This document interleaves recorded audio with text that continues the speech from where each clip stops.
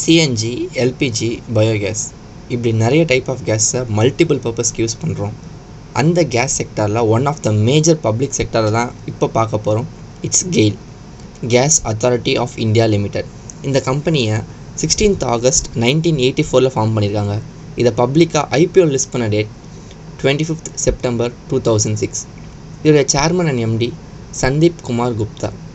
இவர் அக்டோபர் 2022 இந்த ரோலில் இருக்கார். இதோடைய டெக்னிக்கல்ஸை பார்ப்போம். இதோடைய current trading pattern rising channel. இதோடைய ஆல் டைம் ஹை 246.35. இதோடைய 52 வீக் லோ 116.15. இந்த ஸ்டாக்கோடைய கரண்ட் மார்க்கெட் ப்ரைஸ் 217.75.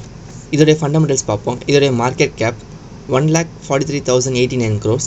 இதோடைய புக் வேல்யூ 117.1. இதோடைய PE ரேஷியோ 12.68. இதோடைய இண்டஸ்ட்ரி PE 21.77. இதோடைய ப்ரைஸ் டு புக் ரேஷியோ 1.86. இதோடைய ICR ரேஷியோ 20.39.